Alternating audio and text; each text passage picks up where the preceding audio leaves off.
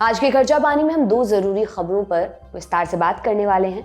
जानेंगे कि ऐसा क्या हुआ कि देश के बैंक संकट में फंसते हुए दिखाई दे रहे हैं। मौजूदा हालात पर आरबीआई ने बैंकों को क्या सलाह दी।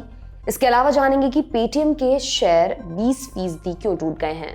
नमस्कार, मेरा नाम दिव्यांशी सुमराव है। आप देखना शुरू कर चुके हैं लल्लन टॉप का डेली इकोनॉमिक बुलेटिन खर्चा पानी।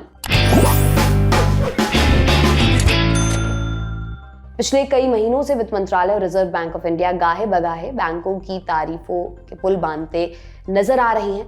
कभी उनकी एसेट क्वालिटी को लेकर तो कभी उनके बम्पर मुनाफे को लेकर। कुल मिलाकर ये कहा जाता रहा है कि देश में लोन की खूब डिमांड है। ये डिमांड इस बात का संकेत देती है कि देश की अर्थव्यवस्था बिल्कुल सही दिशा में आगे बढ़ रही है। लेकिन बैंकों की यह गलती देश की अर्थव्यवस्था को गहरे संकट में डाल सकती है।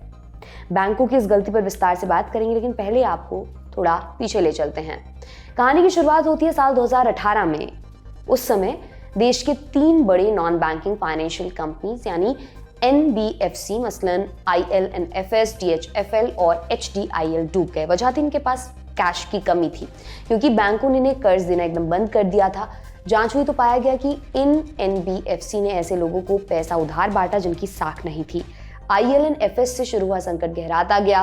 2019 में पंजाब और महाराष्ट्र सहकारी यानी PMC बैंक घोटाला सामने आया, जिसमें बैंक अधिकारियों ने हाउसिंग डेवलपमेंट एंड इंफ्रास्ट्रक्चर यानी HDIL को पहले 2500 करोड़ रुपए दिए, और जब कंपनी कर्ज चुकाने में नाकाम रही तो बैंक के चेयरमैन को 96.5 करोड़ रुपए का दूसरा पर्सनल लोन दिया गया।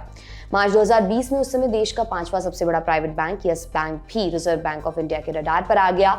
जमाकर्ताओं ने यस बैंक से पैसा निकालना शुरू कर दिया, क्योंकि वो डर गए थे। यस बैंक पहले ही बढ़ते NPA, NBFC संकट और गवर्नेंस से जुड़े मसलों से जूझ रहा था। एक के बाद एक बढ़ती बैंकिंग घटनाओं ने अर्थव्यवस्था में घबराहट पैदा कर दी। एक तरफ NBFC को लोन नहीं मिल रहा था, दूसरी तरफ बैंकों का NPA उछाल मार रहा था।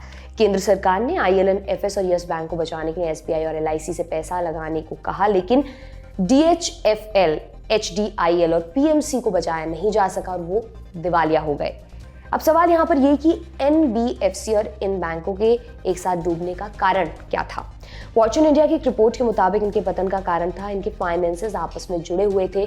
इसके अलावा कई लोगों को फर्जी तरीके से लोन बांटा गया और मनी लॉन्ड्रिंग को अंजाम दिया गया। सैकड़ों फर्जी कंपनियां बनाकर पहले लोन लिया गया और बाद में इन कंपनियों को अचानक से बंद कर दिया गया, क्योंकि NBFC बैंकों से ही ज्यादातर पैसा उधार लेकर अपने ग्राहकों को बांटते हैं। इसके चलते NBFC को लोन बांटने से बैंकों को काफी नुकसान झेलना पड़ा। इसका असर देश की अर्थव्यवस्था पर भी पड़ा। रिजर्व बैंक ऑफ इंडिया की जुलाई 2020 में जारी फाइनेंशियल स्टेबिलिटी रिपोर्ट में बताया गया कि NBFC की बैंक उधारी मार्च 2017 में करीब 23% थी, जो कि दिसंबर 2019 में बढ़कर करीब 29% पर पहुंच गई थी। इससे सबक लेते हुए आरबीआई ने NBFC पर निगरानी कड़ी करने के लिए कई नियम बनाए, लेकिन इसके बाद भी इन नियमों का कड़ाई से पालन नहीं किया गया और बैंकों ने NBFCs को खूब लोन बांटा।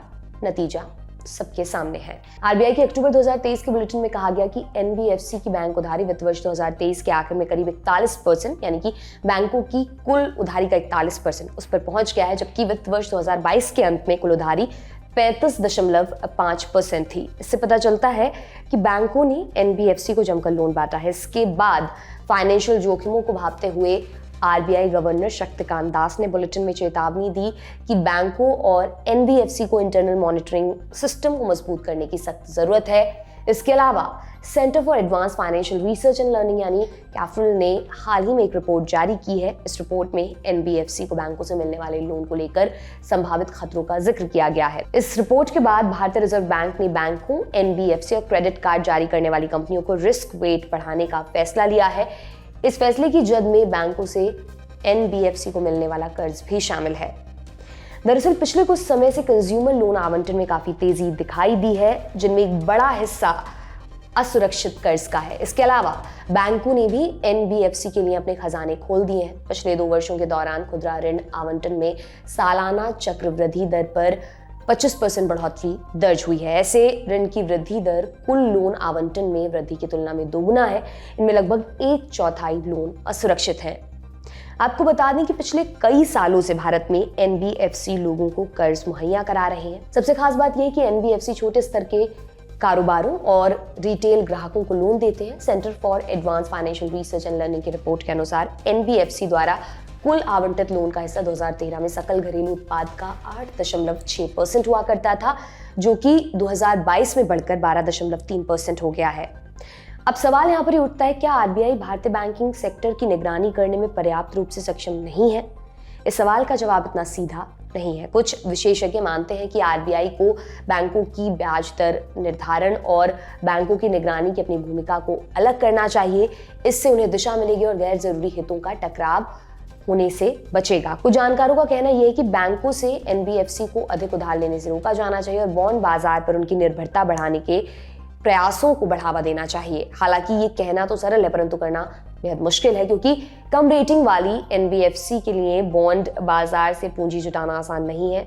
जो भी हो, अगर मौजूदा संकट गहराया तो ये देश के बैंकिंग सेक्टर के लिए काफी खतरा पैदा कर सकता है। अब बात कर लेते हैं एक और खबर की। 7 दिसंबर को शेयर मार्केट में 3 दिनों से जारी तेजी पर ब्रेक लगा। वहीं ऑनलाइन पेमेंट प्लेटफॉर्म पेटीएम ने भी बेहद खराब शुरुआत की।